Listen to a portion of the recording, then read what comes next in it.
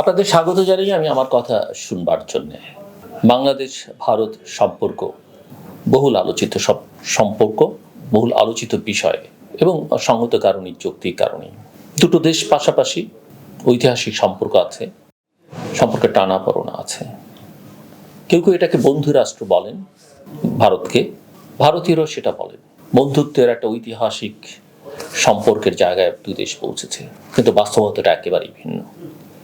প্রশ্ন হচ্ছে বাংলাদেশ ভারতকে কিভাবে দেখবে বা ভারত কিভাবে দেখে।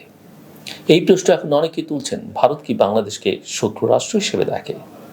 মুখে অনেক সুন্দর সুন্দর কথা বলে, কিন্তু কাজে তার মিলটা পাওয়া যায় না। কথা এবং কাজের মিলটাই আসলে আমরা খুঁজতে চাই। আজকে বাংলাদেশের একটা অঞ্চল পানিতে ভেসে যাচ্ছে, মানুষ বলছে, বিশেষজ্ঞ বলছে, এবং বাস্তবতা হচ্ছে ভারত এর পেছনে। আবার বাংলাদেশ অনেক সময় পানি পায় না, বাংলাদেশের ন্যায্য পাওনা ভারত বাংলাদেশকে বছরের পর বছর বুঝিয়ে দেয় না। 54টা নদী, অভিন্ন নদীর হিস্সা বাংলাদেশ পায় না। ফারাক্কা নিয়ে প্রচুর কথাবার্তা আমরা বলেছি, আমরা তিস্তা নিয়ে কথা বলছি, ওরা আশ্বাস দেয়, কথা রাখে না। ভারত উজানের দেশ এবং প্রায় প্রতিটি নদীর প্রবাহ পথে বাঁধ দিয়ে রেখেছে। বাংলাদেশ ভারতের পানি শাসনের শিকারে পরিণত হয়ে কৃষি এবং প্রাণ বৈচিত্র্যের দিক থেকে মারাত্মক ক্ষতির মুখে পড়ছে গত কয়েক দশক ধরেই। এর মধ্যে এইমাত্র দুদিন আগে মধ্যরাত থেকে ডম্বুর বাঁধ খুলে দিয়ে বাংলাদেশে আকস্মিক বন্যা সৃষ্টির জন্য ভারতকেই দায়ী করা হচ্ছে। অনেকে দায়ী করছেন 31 বছর পর রাতের অন্ধকারে এই গেট খুলে দিয়ে বাংলাদেশের মানুষের প্রাণ এবং সম্পদ নষ্টের এই নজির পৃথিবীতে বিরল। এই ঘটনা প্রমাণ করে ভারত বাংলাদেশকে আসলে শত্রু রাষ্ট্রই মনে করে, বা মিত্র তো মনেই করেই না। ভারতের এই পানি সন্ত্রাসকে অনেকে গণহত্যার সাথে তুলনা করছেন। অনেক জায়গায় প্রতিবাদ এবং বিক্ষোভ মিছিল হয়েছে। এটা স্পষ্টভাবে আন্তর্জাতিক আইনের লঙ্ঘন। আইন অনুযায়ী উজানের দেশ বাদ দিতে পারে না। আবার দুই দেশের সম্মতিতে বাদ হলেও বিনা নোটিসে পানি ছেড়ে দেয়া হলে সেটা আইনের লঙ্ঘন। এই সরকার চাইলে, অর্থাৎ অন্তর্বর্তীকালীন বাংলাদেশ সরকার চাইলে ভারতের বিরুদ্ধে মামলার আবেদন করতে পারেন। ভারত আইনের লঙ্ঘন করেছে, ফলে এটা পরিকল্পিত একটা হত্যার ছক, এটা গণহত্যা।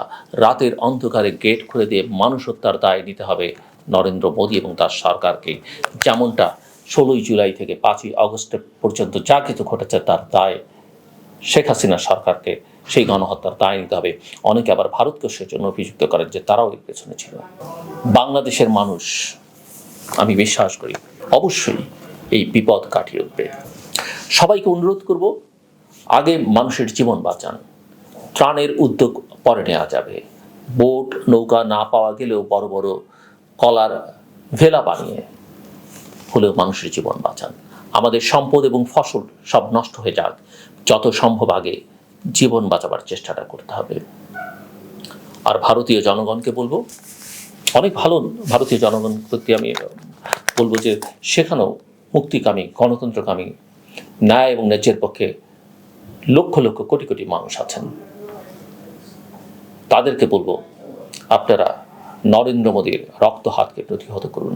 তাকে অনেকে জল্লাদ হিসেবে চিহ্নিত করেছে, আমরা না, ভারতীয়রা।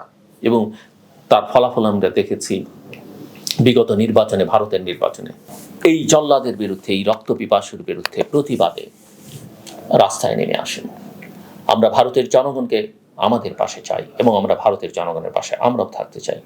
আর ভারত যদি মনে করে তারা বাংলাদেশের মানুষকে সহজে মৃত্যুর দিকে ঠেলে দিবে, তাহলে ইতিহাসের চরম ভুলটা করবে ভারত। ইতিমধ্যেই তারা অনেক ভুল করেছে।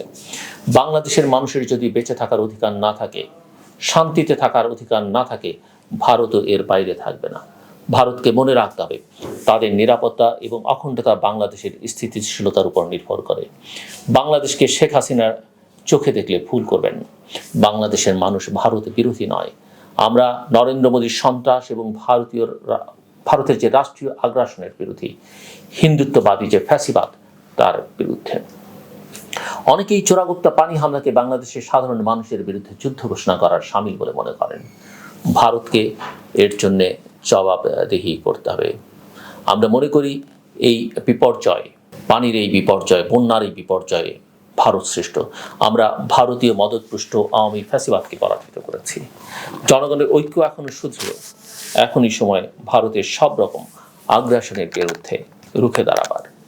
ভারতকে অবশ্যই বাংলাদেশের মানুষের উপর এই গণহত্যা চালানোর মূল্য দিতে হবে। সময় অনেক বদলে গেছে, ভারতকে সেটা বুঝতে হবে। বাংলাদেশে বহু রাজনৈতিক নেতা ছিলেন যারা এইসব আগ্রাসনের বিরুদ্ধে কথা বলেছেন। তাদের উত্তরসূরিরা এখনো বাংলাদেশে আছে। বাংলাদেশ এই ধরনের আগ্রাসী শক্তির বিরুদ্ধে সব সময় কথা বলেছে। বাংলাদেশের একটা ঐতিহ্য আছে। ভারতকে কিভাবে জবাব দিতে হবে যদি তারা এই ধারা অব্যাহত রাখে, সেটা কিন্তু বাংলাদেশ জানে। আগে জনগণের জীবন বাঁচানোর কাজে সবাই নেমে পড়ি, তারপরে ভারতের এই হীন কাজের জন্য আমরা বিশ্ব দরবারে জনমত তৈরি করব। আমাদের সরকারের উচিত এখনই ভারতীয় সরকারের সঙ্গে কথা বলা। এর জন্য ভারতকে বিচারের আওতায় আনতে হলে যা যা করা দরকার হবে সেটাও আমরা করতে পারব। নদী শাসনের হাত থেকে বাংলাদেশকে মুক্ত করতে যে কোনো উপায়ে মুক্ত করতে হবে আমাদের এই চরম বিপদের দিনে সব বিভেদ ভুলে মানুষের পাশে দাঁড়াতে হবে। সব রাজনৈতিক দলকে এগিয়ে আসতে হবে। বাংলাদেশের মানুষ ঐক্যবদ্ধ হয়ে এই বিপদ মোকাবেলা করবে এবং অবশ্যই ভারতকে এর মূল্য দিতে হবে। আমি আগেও বলেছি, আবারও বলছি যে ভারতকে আসলে বাংলাদেশকে বুঝতে হবে। ভারত সেটা বুঝতে ব্যর্থ হয়েছে, বারবার ব্যর্থ হচ্ছে এবং তারা শেখ হাসিনার চোখে আওয়ামী লীগের চোখে বাংলাদেশকে দেখেছে। আওয়ামী লীগে অবশ্য যখন দল হিসেবে বলি আমার নিজেরই খারাপ লাগে। আমি বিশ্বাস করি সেই দলে অনেক ভালো সমর্থক নেতা কর্মী আছেন। তারা হয়তো তাদের নেতৃত্বের কারণে বা যে নেত্রীকে তারা দেবীতুল্য মনে করেছেন, যে দেবী তাদেরকে ফেলে অসহায়তার মধ্যে রেখে দেশ ছেড়ে পালিয়ে গেছেন, আমি তাদের কথা বলছি না। কিন্তু অবশ্যই ভারতকে বাংলাদেশকে দেখতে হবে তার নিজের চোখে এবং সেখানে বাংলাদেশের জনগণকে মাথার উপরে রাখতে হবে। দেশটাকে বিবেচনায় নিতে হবে, সরকার তারপরে এবং সবার পরে। আমাদের যেসব সমস্যা আছে, শুধু পানি নিয়ে আমি কথা বললাম, আমাদের সীমান্ত সহ অন্যান্য সব সমস্যার সমাধান করতে হবে।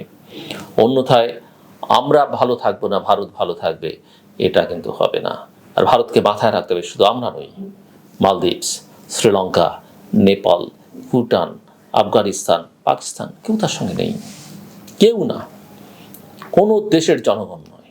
এভাবে আপনি আঞ্চলিক শক্তি তো অনেক পরের কথা, মানে দক্ষিণ এশিয়ার মধ্যে আপনি এখনই আপনার জায়গা নেই, আপনি কীভাবে কোথায় যাবেন? আর ভারতের যারা মিত্র আছে আন্তর্জাতিক অঙ্গনে, তাদেরকেও এটা ভাবতে বলবো, আপনাদের এই মিত্রকে আমরা বুঝি যে কেন আপনাদের দরকার। এক অপশক্তির বিরুদ্ধে লড়াই করবার জন্য হয়তো আপনাদের তাকে দরকার, কিন্তু তার যে অপশক্তির কালিমাত এই মিত্রের, আপনাদের এই মিত্রের গায়ে লেগে আছে, সেটা থেকে তাকে মুক্ত করবার চেষ্টা করেন। অন্যথায় কারোই কোনো ভালো হবে না, মঙ্গল হবে না। তো সব মিলিয়ে শেষ কথা, আমরা ভারতের সঙ্গে একটা ভালো সম্পর্ক চাই, কিন্তু ভারতকে প্রপারলি বিহেভ করতে হবে আমাদের সঙ্গে। আমরাও তাদের কোনো ক্ষতির কারণ হতে চাই না, তারাও যেন আমাদের কোনো ক্ষতির কারণ হয়। আমার কথা শুনবার জন্য আপনাদের অসংখ্য ধন্যবাদ। আপনাদের সবার জন্য শুভকামনা।